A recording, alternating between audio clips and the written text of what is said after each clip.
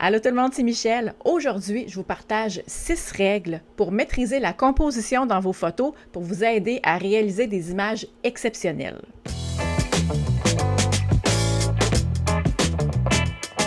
Pour la préparation de la vidéo, j'ai fait des recherches par rapport à des règles de composition les plus fréquemment utilisées, puis d'autres règles qu'on connaît un petit peu moins. Et puis, j'ai recherché dans mes photos d'archives des images pour pouvoir vous expliquer ou vous montrer visuellement ce que ça donne. Puis, je réalise que la plupart du temps, j'applique une ou plusieurs règles de composition sans même m'en rendre compte. Probablement que c'est la même chose pour vous. Il y a des bonnes chances que vous appliquiez déjà des règles de composition et que vous vous en rendiez même pas compte. Ça va peut-être vous faire un petit refresh, ça va peut-être vous donner des nouvelles idées. Bref, lançons-nous sans plus attendre. Première règle de composition que je vais vous partager, la règle du regard. Et celle-là, on en entend moins parler. C'est une technique de composition qui consiste à utiliser la direction du regard du sujet pour orienter l'attention du spectateur vers un point spécifique de l'image. C'est une règle qui est particulièrement efficace pour créer une dynamique puis une tension visuelle dans la photo. Un exemple pour vous ici.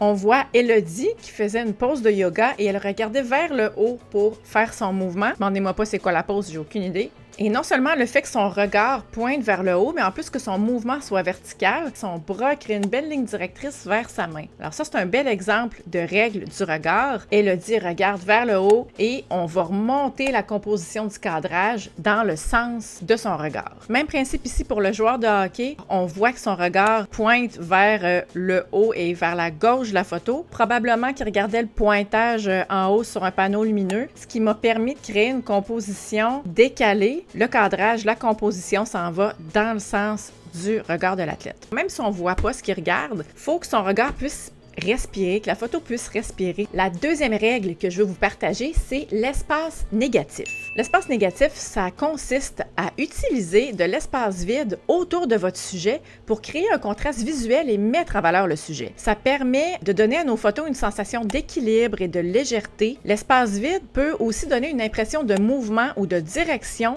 en faisant ressortir le sujet. Un bel exemple d'espace négatif ici, puis en plus, bonus, on a la règle du regard. Quand je vous parlais tout à l'heure que souvent, même sans le vouloir, on combine deux règles de composition ensemble pour créer une belle photo, ben ça c'est vraiment un bon exemple. Puis j'aime particulièrement cette photo-là parce qu'elle respire. Le sujet est contrastant dans les couleurs, un petit spoiler pour tout à l'heure, et le regard donc d'Ariane qui s'en va se dirige vers la droite, et justement c'est vers la droite qu'on a un bel espace négatif. Ça donne une direction, un mouvement à l'image. J'aurais pu terminer mon cadrage vraiment très serré ici, mais on aurait eu un effet un petit peu étouffé sur notre sujet. Puis l'espace négatif, ce qui est vraiment intéressant, c'est que si par exemple vous voulez faire des impressions, si vous voulez ajouter un logo, si vous voulez ajouter de l'écriture ou faire un photomontage, c'est super facile parce que c'est un bel espace qui est libre d'utilisation et qu'on peut aussi tout simplement laisser vide pour faire respirer le sujet. Autre exemple d'espace négatif, là c'est intéressant parce que les deux, l'espace négatif se trouve à être vers la droite. Je sais pas, j'ai peut-être une tendance à le faire personnellement quand je fais un espace négatif de le mettre à la droite. Faudrait que je regarde avec mes autres photos. Des athlètes qui font du patin de vitesse et tournent sur la piste. C'est une basse vitesse et on comprend que les athlètes ont terminé leur virage et vont se diriger vers la droite. Ça aurait pu être exactement la même photo, le même mouvement, mais si j'avais fait ma composition plus vers la gauche, on aurait aussi très bien compris que les athlètes arrivaient du virage et que leur mouvement était vers la droite. Ça, c'est un bel exemple de photo en mouvement où l'espace négatif peut être placé d'un côté comme de l'autre de la photo et va légèrement changer la compréhension de l'image ou le message qu'on veut passer dans l'image. La troisième règle que j'ai pour vous, c'est une règle que j'aime beaucoup utiliser qui s'appelle la perspective. La perspective, c'est une règle qui consiste à utiliser des lignes diagonales pour donner de la profondeur et du dynamisme aux photos. Si par exemple vous êtes dans un cas où vous photographiez un paysage ou une scène urbaine, c'est facile de trouver des lignes diagonales naturelles comme par exemple une route ou des bâtiments qui vont converger vers un point de fuite. J'aime particulièrement cette règle-là pour ajouter de la profondeur dans les photos. C'est super facile. Si vous prenez des photos sur des pistes cyclables, sur de la route, sur un chemin de terre, naturellement, les lignes vont toutes converger vers le même point dans la photo, ce qu'on appelle aussi un point de fuite. Ça crée vraiment des beaux effets. Une ligne de perspective, ça peut être n'importe où, ça n'a pas besoin d'être par terre. Par exemple, ici, le filet de volleyball, ça nous permet de nous situer visuellement dans l'espace.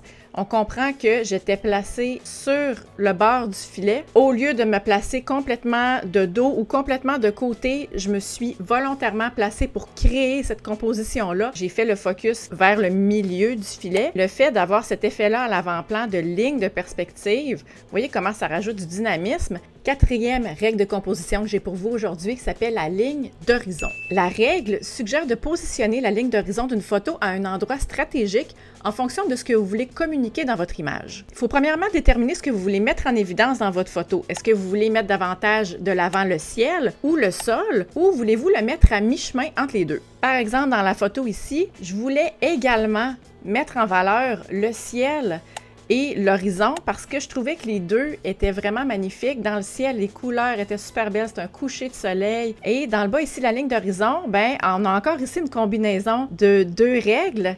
On a la ligne de perspective ici parce que Élise courait sur un chemin de terre, un chemin de gravelle. On a une belle ligne de perspective ici. Puis même, on en a une autre avec les fils électriques qui descendent vers le bas. Et je trouve que tous ces éléments-là contribuaient à rajouter de la richesse à la photo. Personnellement, je trouve que si j'avais coupé dans le ciel ou en bas ici, j'aurais perdu des éléments intéressants. La ligne d'horizon arrête pas mal vers le milieu de la photo. En passant, la ligne d'horizon, ça n'a pas besoin d'être dans un paysage qui est à l'extérieur. C'est une ligne horizontale qu'on va créer dans notre photo. Ça, on n'était clairement pas dehors. On était dans un gym. J'étais sur le bord d'un octogone d'arts martiaux. Je me suis créé moi-même une ligne d'horizon en me plaçant plus basse que l'octogone pour avoir la ligne, le sol de l'octogone ici. Et vous voyez, je l'ai placé vraiment très haut à la règle des tiers du haut pour créer un grand espace négatif dans le bas. Alors, encore une fois, on a une combinaison de plusieurs règles de composition parce que je trouvais que ça créait une image qui était vraiment intéressante. En passant, je vous parle pas de la règle des tiers parce que j'en ai déjà parlé dans plusieurs autres vidéos. C'est une règle que j'utilise très régulièrement, que j'aime bien. Aujourd'hui, je vous parle de 6 règles différentes. 5e règle de composition que je veux partager avec vous, la règle des couleurs.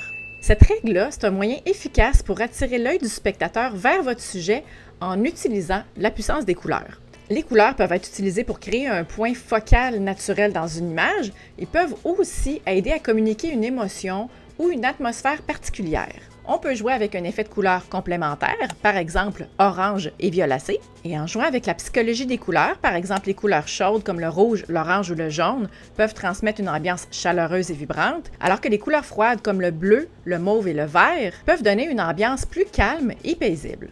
Exemple ici de couleurs complémentaires, on a Pierre-Luc qui est habillé en rouge avec l'arrière-plan qui est vert. Puis on a encore une fois une combinaison de règles de composition parce qu'on a la ligne d'horizon des tiers qui est placée vraiment très haute. Parce que ce que je voulais mettre en valeur dans l'image, c'était les textures, les motifs et les textures que les vagues d'eau créaient dans la photo. On a même une ligne de perspective avec la convergence des lignes des vagues qui s'en va vers le kayak. Un autre bel effet de couleur complémentaire, on a le cyan ici qui est à gauche et l'orangé qui est à droite. Pour apprendre comment réussir un bel effet de cyan et orangé, je vous invite à aller regarder le tutoriel que j'ai fait sur le sujet. 6e règle de composition que j'ai pour vous aujourd'hui, le contraste.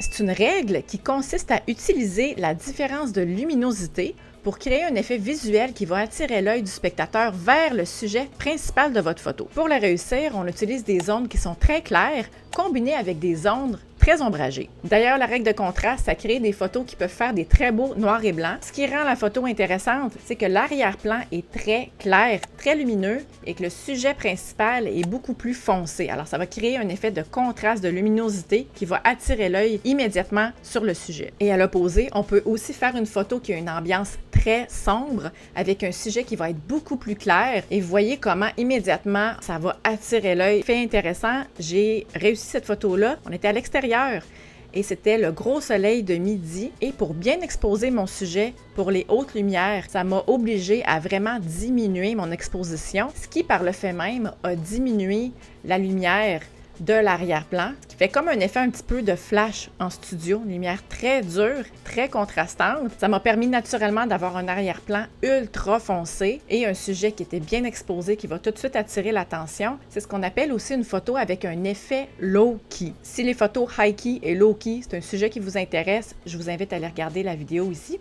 Ça fait pas mal le tour des règles que j'avais pour vous aujourd'hui. Si le contenu de la vidéo, vous avez trouvé ça intéressant, ça vous aide dans votre photographie, mais je vous invite à le partager. Ça m'aide à faire connaître mon contenu, à faire grandir ma chaîne, à créer encore plus de vidéos.